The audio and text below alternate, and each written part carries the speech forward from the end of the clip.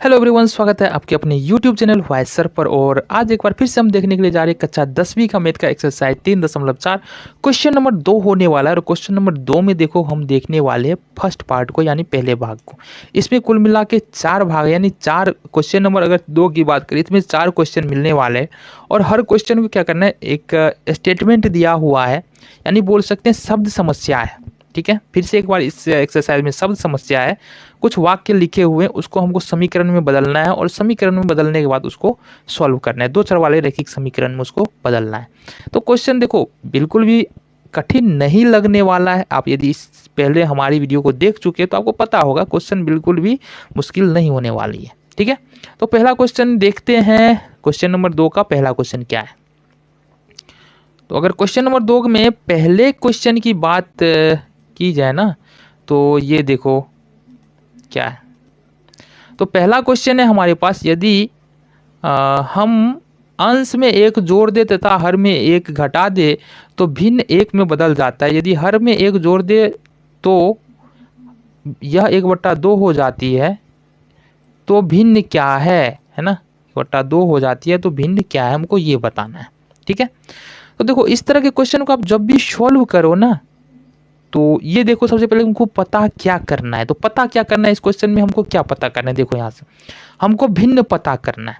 और भिन्न वाला क्वेश्चन जब भी आपको शब्द समस्या में आए तो शुरुआत कहाँ से करनी है, देखो यहाँ से करनी है शुरुआत। अगर भिन्न वाला कोई भी क्वेश्चन 2 चर वाले रैखिक समीकरण वाली है तो इसको शुरुआत कहाँ से करेंगे, हल लिखो। हल लिखेंगे, सबसे पहले लिख लिए, माना कि अंश बराबर x तथा हर बराबर y। अगर अंश बराबर x और हर बराबर y है तो हम बोल सकते हैं इसलिए भिन्न बराबर x बट्टे y, भिन्न बराबर x बट्टे y यहाँ से हम बोल सकते हैं। ठीक है, अच्छा अब देखो क्या कह रहा है। अब अगर हम बात करेंगे, यदि हम अंश में 1 जोड़ दे तथा हर में 1 घटा दे, कहने का क्या मतलब है कि यहाँ से, अच्छा यहाँ से एक थोड़ा सा समझने वाली बात है, उसको हम देख लेते हैं। अगर कोई भिन्न रख रहे हैं, मान लो अंश बराबर यदि 3 है, अंश बराबर यदि 3 है, हर बराबर 4 है, और इसमें यदि अंश में 1 जोड़ना है तो क्या करेंगे, इस तरह से जो करेंगे ऊपर वाले में 1 जोड़ेंगे, और 1 घटाना है तो इस तरह से हमको नीचे वाले में घटा देना है। ठीक है, और घटाने के बाद क्या हो जा रहा है हमारा 2/3, कितना हो रहा है 2/3 हो रहा है। तो ये बात यहाँ से समझ लेनी है। तो हमारा भिन्न अभी क्या है, हमारा भिन्न है अभी x/y। क्वेश्चन में कह रहा है यदि हम अंश में 1 जोड़ दे तथा हर में 1 घटा दे, तो हम लिखेंगे यहाँ से प्रश्नानुसार ये लिखा हमने, अंश में क्या करना है 1 जोड़ना है, तो लिखेंगे x+1 और बट्टे, और हर में 1 घटा दे, हर में से 1 घटा दे तो y-1। ये हो जाने वाला है हमारा 1, क्या होने वाला है, भिन्न हो जाता है 1। अब इसको थोड़ा सा हमको कैलकुलेशन करना पड़ेगा।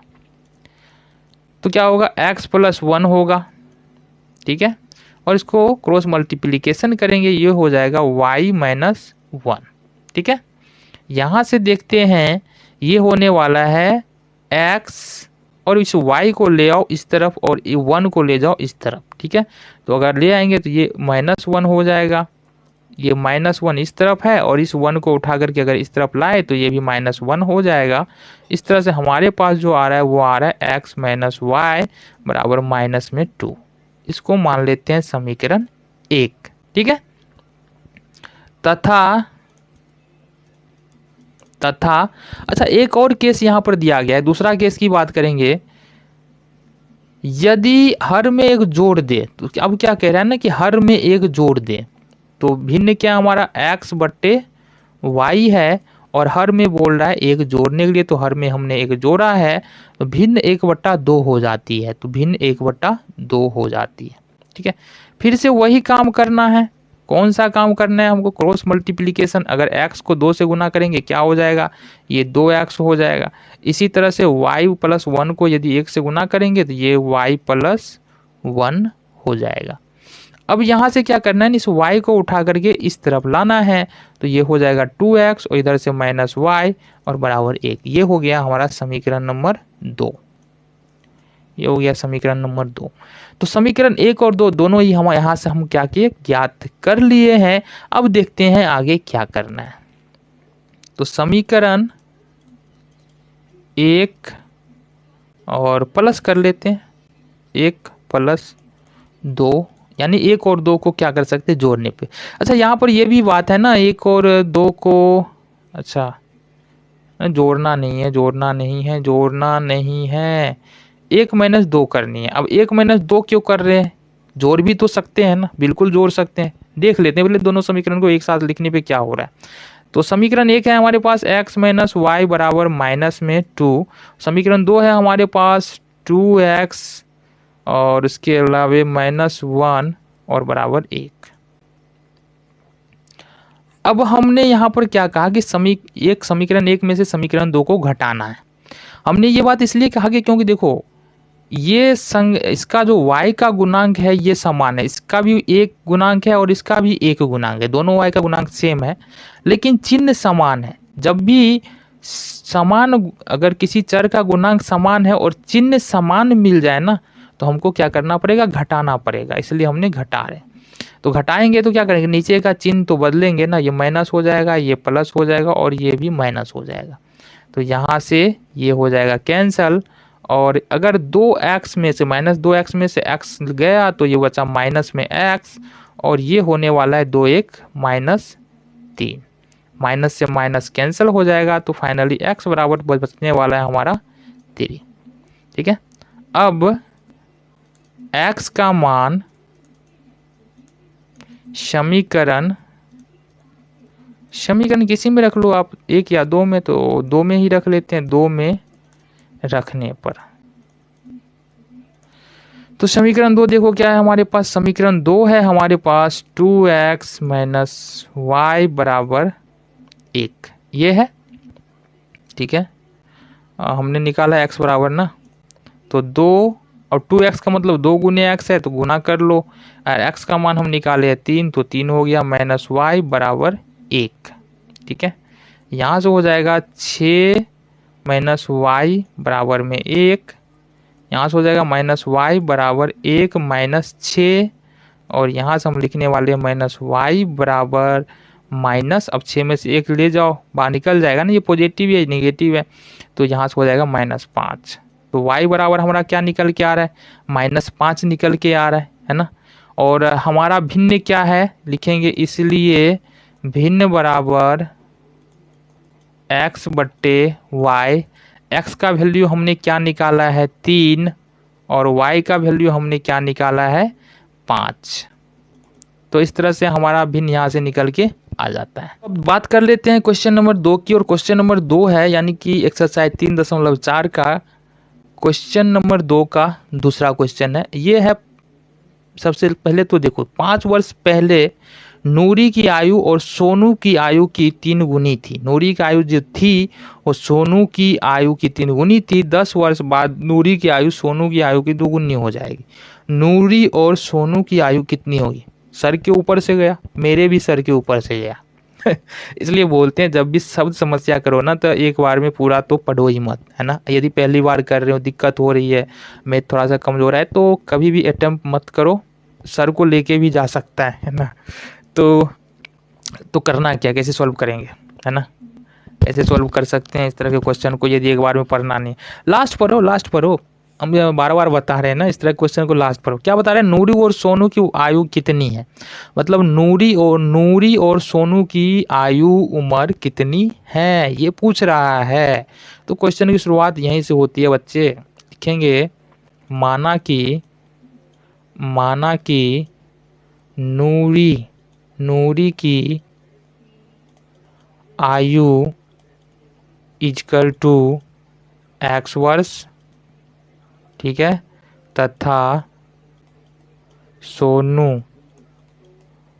सोनू की आयु इक्वल टू y वर्ष। तो हमने मान लिया कि नूरी की आयु तो x वर्ष है और सोनू की आयु y वर्ष है। अब देखो क्वेश्चन में जाना है, क्या बता रहे क्वेश्चन में, 5 वर्ष पूर्व नूरी और सोनू की आयु, तो 5 वर्ष पहले की बात हो रही। एक आदमी की आयु यदि आज 10 वर्ष है तो 5 वर्ष पहले 10 - 5 वर्ष होगी कि नहीं होगी? नहीं जल्दी बताओ, होगी कि नहीं? हो जाएगी ना। चलो तो इसलिए लिखेंगे इसलिए अब लिखो, अब 5 वर्ष पहले, 5 वर्ष पहले, अगर 5 वर्ष पहले की बात करेंगे तो नूरी की आयु क्या रही होगी बताओ? नूरी की आयु अभी है x वर्ष, तो 5 वर्ष पहले की क्या रही होगी? x - 5 वर्ष। ठीक है, और फिर 5 वर्ष पहले सोनू की आयु क्या रही होगी? सोनू की आयु ये रही होगी y - 5 वर्ष। आगे देखो, आगे क्या कह रहा है। नूरी की आयु सोनू की आयु की तिगुनी है। अब यहाँ पर कहा क्या जा रहा है ना, इस बात पे गौर करो। प्रश्नानुसार लिख लेते हैं, प्रश्नानुसार। अब यहाँ पर कहा क्या जा रहा है, नूरी की आयु है x - 5 वर्ष और सोनू की आयु है y - 5 वर्ष। ठीक है, ये इस तरह से दिया हुआ है। नूरी की जो आयु है वो सोनू की आयु की 3 गुनी है। कितनी है? सोनू की आयु की 3 गुनी है। इसका मतलब क्या है? इसका मतलब देखो यहां से समझ लो, यदि नूरी की आयु 30 वर्ष है ना, तो सोनू की आयु 10 वर्ष है। ठीक है, अगर हमको इस दोनों को इक्वल करना है तो यहाँ पर क्या लगाना पड़ेगा? 3 लगाना पड़ेगा ना। तो यहाँ पर हम क्या करते हैं, ये नूरी की आयु, ये सोनू की आयु, और 3 गुनी तो है नूरी की आयु, और इसलिए यहाँ पर क्या करना पड़ेगा? 3 लगाना पड़ेगा। लगा लिए। x - 5 equal to 3y - 15। अब देखो यहाँ से क्या कर सकते हैं, थोड़ा सा कैलकुलेशन कर लेते हैं। अब इस 3y को उठा के इधर लाएंगे, ये हो जाएगा x - 3y, और इस 5 को उठा के दूसरी तरफ ले जाएंगे तो -15 है, और ये हो जाएगा +5। ये हो जाने वाला है x - 3y इक्वल टू -10। ये इसको मान लेंगे समीकरण 1। तो समीकरण 1 यहाँ से हमारा प्राप्त हो चुका है। कोई भी परेशानी नहीं होनी चाहिए। चलो अब देख लो क्या कह रहा है, 10 वर्ष बाद, है ना, तो लिख लो 10 वर्ष बाद, 10 वर्ष बाद।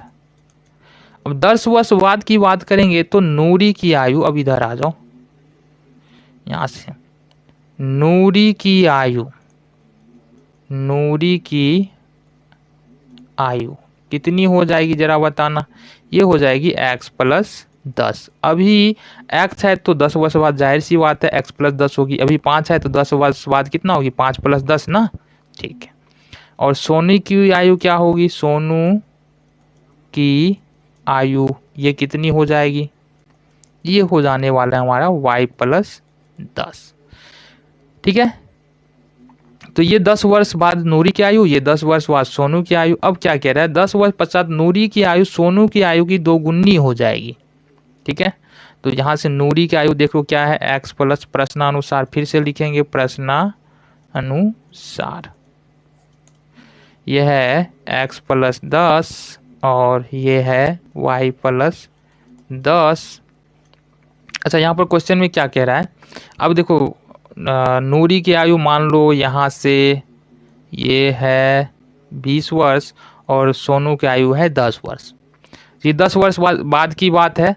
सोनू है 10 साल का, नूरी है 20 साल की है नूरी। तो अगर दोनों को बराबर करना है तो यहाँ 2 से तो गुना करना पड़ेगा ना, तो यहाँ से 2 से मल्टीप्लाई कर लेते हैं।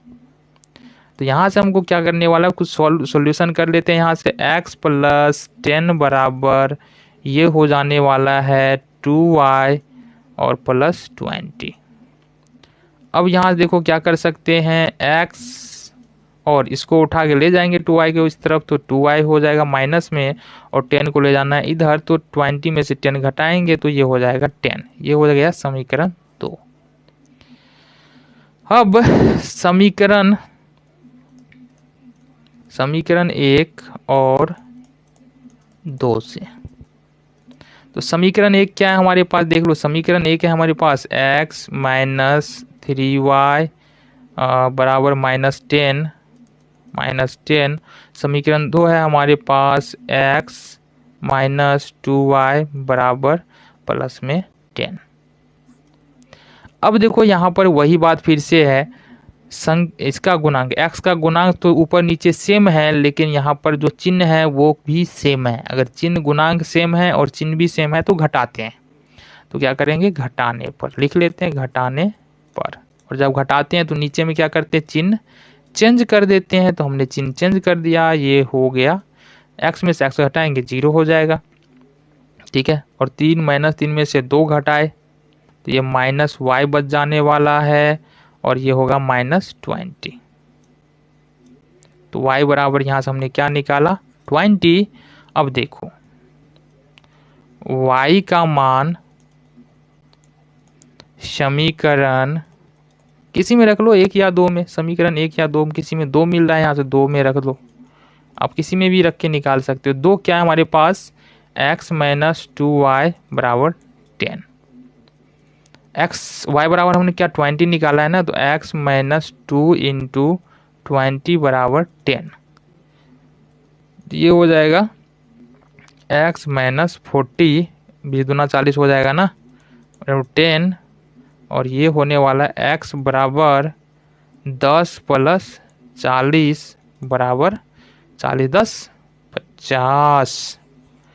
तो ये नूरी की आयु निकल के आ रही है 50 वर्ष, और सोनू की आयु निकल के आ रही है 20 वर्ष। तो ये था हमारा क्वेश्चन नंबर 2, एक्सरसाइज 3.2 का दूसरा क्वेश्चन। मिलते हैं आपसे अगले वीडियो में अगले क्वेश्चन के साथ।